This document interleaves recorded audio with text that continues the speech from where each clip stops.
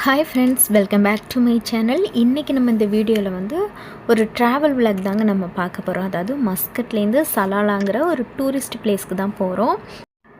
மஸ்கட்டில் இருக்கிறவங்களுக்கு சலாலை பற்றி நல்லாவே தெரியும். அதுவும் இப்போ அங்கே கரீஃப் சீசன் போய்கிட்டுருக்கு. ஒரு 3 to 4 மந்த்துக்கு அங்கே கிளைமேட் சூப்பராக இருக்குங்க. அதாவது நம்ம ஊரில் எப்படி ஊட்டி, கொடைக்கானல், மூணார், வயநாடு அந்த மாதிரி பச்சை பசேல்னு மலை பிரதேசமாக இருக்கோ, அதே மாதிரி தான் மஸ்கட்டில் சலாலாவும் நல்லா பச்சை பசேல்னு இருக்கும். ரொம்ப நாளாக போகணுன்னு சொல்லிக்கிட்டே இருந்தோம். இப்போ எல்லாருக்குமே லீவு சேர்ந்தா போல் வந்ததுனால அப்படியே கிளம்பியாச்சு.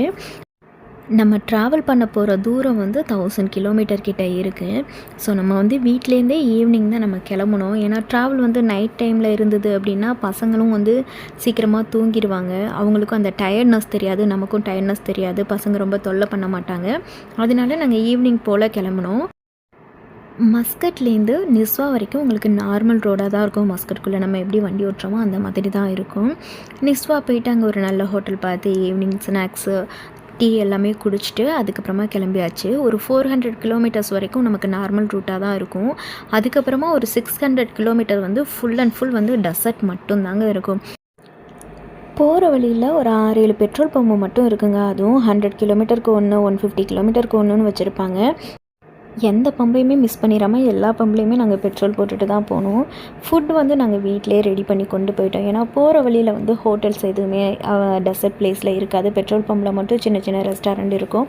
அங்கே இருக்கிற ஃபுட் நமக்கு அவ்வளோவா செட் ஆகாது இல்லையா, குழந்தைங்க இருக்காங்கல்ல. அதனால நாங்கள் ஃபுட்டெல்லாம் வீட்டிலேருந்தே ரெடி பண்ணியே கொண்டு போயிட்டோம். அப்படியே ஒரு பெட்ரோல் பம்பில் ஒரு ரெஸ்டாரண்ட்டில் வச்சு சாப்பிட்டுட்டு அங்கே கொஞ்சம் ஒரு 2 ஹவர்ஸ் கிட்ட நாங்கள் ரெஸ்ட் எடுத்துகிட்டு அதுக்கப்புறமா தான் கிளம்புனோம். ஏன்னா அந்த பொழுது விடிகிற டைமில் மலையிலேருந்து கீழே இறங்கும்போது அந்த வியூ பாயிண்ட் பார்க்குறதுக்கு அவ்வளோ அமேசிங்காக இருக்குங்க. சூப்பராக இருக்கும். அப்படியே ஃபுல் அண்ட் ஃபுல் பனி பேஞ்சிட்டே இருந்தது. டோல்கேட் ரீச் பண்ணி அந்த மலையிலேருந்து கீழே இறங்கி வரும்போது அவ்வளோ சூப்பராக இருந்தது. குழந்தைங்களும் சூப்பராக என்ஜாய் பண்ணாங்க. அங்கங்கே நிறுத்தி கொஞ்சம் ஃபோட்டோஸ் வீடியோஸ்னு எடுத்துக்கிட்டு அப்படியே கிளம்புனோம். காலைல வந்ததுக்கப்புறமா நேராக உடுப்பியில் போயிட்டு சாப்பிட்டுட்டு அதுக்கப்புறமா ரூமில் கொண்டு போய் திங்ஸ் எல்லாம் வச்சுட்டு ஏதாவது ஒரு வியூ பாயிண்ட்டாவது பார்க்கலாம் அப்படின்னு சொல்லிட்டு தான் நம்ம கிளம்பி போய்கிட்டு இருக்கோம்.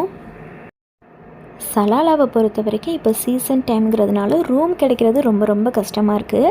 யாராவது சலாலா போகணுன்னு பிளான் பண்ணியிருந்தீங்கன்னா ப்ரீவியஸாக ரூம் புக் பண்ணிவிடுங்க. நாங்கள் ரூமுக்கு போய் ஃப்ரெஷ்அப் ஆகிட்டு அதுக்கப்புறமா ஒரு பிளேஸாவது பார்க்கலாம் அப்படின்னு சொல்லி தான் கிளம்பி போய்கிட்ருக்கோம். இப்போ நம்ம எங்கே போய்கிட்ருக்கோன்னா இச்சின் கேவ் அப்படின்னு சொல்லிட்டு ஒரு வியூ பாயிண்ட் இருக்குது. அங்கே தான் இப்போ நம்ம போய்கிட்ருக்கோம். இது நம்ம ரூம்லேருந்து பக்கத்தில் தான் இருக்குது. அதனால நம்ம ஃபஸ்ட்டு இதை பார்த்துடலாம் அப்படின்னு சொல்லிட்டு இங்கே போய்கிட்ருக்கோம். இங்கே செம்ம மழை பெஞ்சிட்ருக்கு பாருங்கள். நான் அந்த சவுண்ட் உங்களுக்கு அப்படியே காமிக்கிறேன்.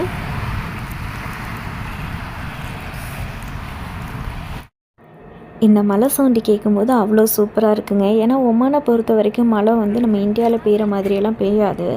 இந்தியாவில் கேட்டது தான் இந்த சவுண்ட்லாம். இங்கே கேட்கும்போது அவ்வளோ ஹாப்பியாக ரொம்ப சந்தோஷமாக இருந்தது. இது ஒரு சிட்டியோட வியூ பாயிண்ட்டு தாங்க.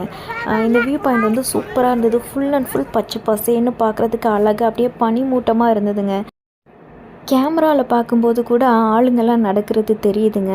ஆனால் நம்மளோட கண்ணில் பார்க்கும்போது முன்னாடி இருக்கிற ஆள் சுத்தமாகவே தெரிய மாட்டேங்கிறாங்க. அப்போ தான் நான் நினச்சேன், நம்மளோட கண்ணுக்கு எவ்வளோ பவர் இருக்குதுன்னு பாருங்களேன். இதெல்லாம் காட் கொடுத்த கிஃப்ட்டு தாங்க. அவ்வளோ சூப்பராக இருக்குங்க இங்கே இருக்கிற கிளைமேட். இந்த 2 மாதமாக மஸ்கட்டில் அவ்வளோ வெயில் கொளுத்தி எடுத்துருச்சு. அதுக்கு ஆப்போசிட்டாக இங்கே இருக்குங்க சலாலாவில். அந்த அளவுக்கு கூலிங்கும் ஜில்லுன்னு காற்றும் பனியுமா சூப்பராக இருக்குது. நம்ம எங்கேயாவது டூர் போகிறோன்னு சொல்லிட்டாவே போதுங்க, மனசு ஒரே குஷியாயிரும். கிணத்து தவளையாக ஒரே இடத்துல வாழ்கிறது எப்போதுமே ஒரு ஹாப்பினஸ் தரவே தராதுங்க. பல புது இடத்துக்கு போகிறதும் அங்கே இருக்கிற மக்களை பார்க்குறதும் நம்மளோட உடம்புக்கு மட்டும் இல்லை, மனசுக்குமே ரொம்ப புத்துணர்ச்சியாக இருக்குங்க. குழந்தைங்களுமே அவ்வளோ அழகாக இந்த பிளேஸை என்ஜாய் பண்ணாங்க. எனக்கு இந்த பிளேஸ் பார்க்கும்போது நம்ம ஊரில் எல்லாம் எங்கள் ஊருக்கு பக்கத்தில் மனோரான்னு ஒரு பிளேஸ் இருக்குங்க. அங்கே இந்த லவ்வர்ஸ் எல்லாம் இப்படி தான் பேரெல்லாம் எழுதி கிறுக்கி வச்சுருப்பாங்க. எனக்கு அந்த ஞாபகம் தான் வந்தது. இங்கேயும் இந்த மாதிரி எதையாவது கிறுக்கி தள்ளி வச்சுருக்காங்களே அப்படின்னு தான் இருந்ததுங்க. அப்படியே இந்த வியூ பாயிண்ட் பார்த்து முடிச்சுட்டு ரிட்டன் வரும்போது ஒரு இடத்துல அப்படியே குதிரை மேலே பசங்களை ஏற்றிட்டு இருந்தாங்க. அங்கே நம்ம பசங்களும் ஏறணும்னு அடம் பிடிச்சானுங்களா.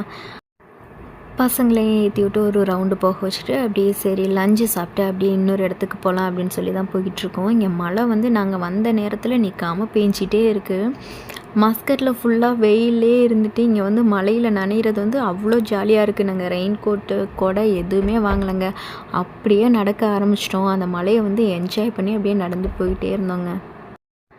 இப்போ இருக்கிற குழந்தைங்க எல்லாருமே வந்து அப்படியே ஃபோனு டிவி அப்படின்னு மூழ்கி கிடக்குறாங்கங்க. அதை விட்டால் அப்புறம் ஸ்கூலு படிப்பு இந்த மாதிரி தான் இருக்காங்க.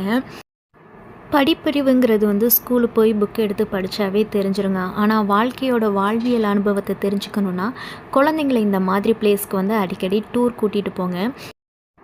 நம்ம குழந்தைங்களுக்கு எவ்வளோ தான் காஸ்ட்லியான கிஃப்ட் வாங்கி கொடுத்தாலும் இல்லை விதவிதமாக ஆடம்பர பொருட்கள் வாங்கி கொடுத்தாலும் அதெல்லாம் கொஞ்ச நாளைக்கு தாங்க நிலைக்கும். அதை விட பசங்களுக்கு வந்து இந்த மாதிரி எங்கேயாவது டூர் கூட்டிகிட்டு போயிட்டு புது புது அனுபவங்களை நம்ம கொடுத்தோம்னு வச்சுக்கோங்களேன், அந்த அனுபவங்கள் எதுவுமே அவங்க லைஃப் லாங் வரைக்கும் மறக்கவே மறக்காதுங்க. இது எல்லாமே அவங்களுக்கு ஒரு எக்ஸ்பீரியன்ஸ் தான். லைஃப்பை பொறுத்த வரைக்கும் நம்ம சொல்லி கொடுக்குறத விட அவங்கள கற்று தெரிஞ்சுக்கிறது தாங்க அதிகம். இப்போ நம்ம எங்கே போய்கிட்ருக்கோன்னா கிராவிட்டி பாயிண்ட்டுன்னு ஒரு பிளேஸ் இருக்குது. அங்கே தான் நம்ம வந்து இப்போ போக போகிறோம். இங்கே பாருங்களேன், செம்மையாக இருக்குது இந்த கிளைமேட்டு.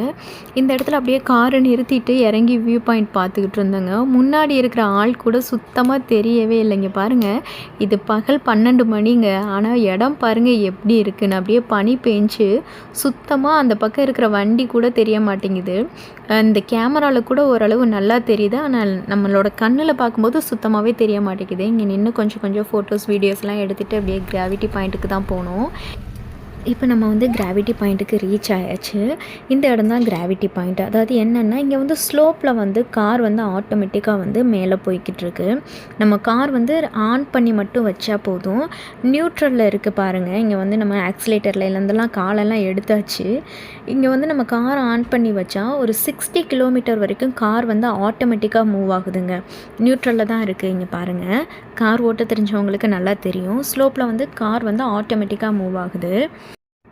எல்லாருமே அந்த போர்டு வச்ச இடத்துல மட்டும் ட்ரை பண்ணி பார்த்துட்டு அங்கே ஸ்பீட் கிடைக்கலன்னு சொல்லிட்டு திரும்பி போயிட்டாங்க. ஆனால் கொஞ்சம் மேலே ஏறினதுக்கப்புறம் தாங்க வந்து கார் வந்து பயங்கர ஸ்பீடாக போகுதுங்க. எங்களுக்கு செம்ம ஜாலியாக போயிடுச்சுன்னா பார்த்துக்கோங்க. ஒரு 4-5 வாட்டி மறுபடியும் அதே ரூட்டில் திரும்ப போயிட்டு வந்துக்கிட்டே இருந்தோம். இந்த பிளேஸ் காமிக்கிறேன் பாருங்கள். இந்த பேக்ரவுண்டில் ஒரு பஸ் ஸ்டாப் மாதிரி இருக்குல்ல, இங்கேருந்து தான் உங்களுக்கு வந்து ஸ்பீடு வந்து இன்க்ரீஸ் ஆகுது. இங்கேருந்து பார்த்தீங்கன்னா அதுக்கப்புறமா ஒரு 60 கிலோமீட்டர்லேருந்து 70 கிலோமீட்டர் வரைக்கும் ஸ்பீடு வந்து பயங்கர ஸ்பீடாக போய்கிட்டுருக்கு. எது வரைக்கும் போகுதுன்னா, இங்கே வந்து ஒரு 3 ரோடு வந்து பிரியுதுங்க. ஒரு சின்ன ரவுண்ட் அபவுட் மாதிரி இருந்து ஒரு 3 ரோடு பிரியுது. அது வரைக்குமே அந்த ஸ்பீடு வந்து இதே ஸ்பீடில் போய்கிட்டுருக்குங்க. அதுக்கப்புறமா நார்மலாக ஆட்டோமேட்டிக்காக கார் வந்து நின்றுது. சலாலாலே நானும் என் பசங்களும் ரொம்ப என்ஜாய் பண்ண பிளேஸ்னால் இந்த கிராவிட்டி பாயிண்ட்டு தான். இந்த பிளேஸில் ஒரு 4-5 தடவையாவது அந்த வண்டியை திரும்ப ஓட்டி பார்த்து என்ஜாய் பண்ணிகிட்டு இருந்தோம். பசங்க வந்து ரொம்பவே ஹாப்பி ஆகிட்டானுங்க. இது வந்து எனக்கும் என் பசங்களுக்கும் ரொம்பவே ஒரு புது எக்ஸ்பீரியன்ஸாக தான் இருந்தது. நான் ஆல்ரெடியே சலாலா வந்திருக்கேன். பட் அந்த டைமில் வந்து இந்தளவுக்கு கார் வந்து மூவ் ஆகலை. பசங்களுக்கு விவரம் தெரிஞ்சுட்டு இப்போ தான் வந்து ஃபஸ்ட் டைமாக வந்து இதை ஃபீல் பண்ணுறாங்க. என்னோட சேர்ந்து நீங்களும் இந்த ட்ராவலை என்ஜாய் பண்ணியிருப்பீங்கன்னு நினைக்கிறேன். அடுத்து நம்ம எந்த பிளேஸ்க்கு போனோம், என்னெல்லாம் பார்த்தோங்கிறத நெக்ஸ்ட் வீடியோவில் அப்லோட் பண்ணுறேன். இது வரைக்கும் நம்ம சேனலை சப்ஸ்கிரைப் பண்ணாதவங்க சப்ஸ்கிரைப் பண்ணிவிட்டு பக்கத்தில்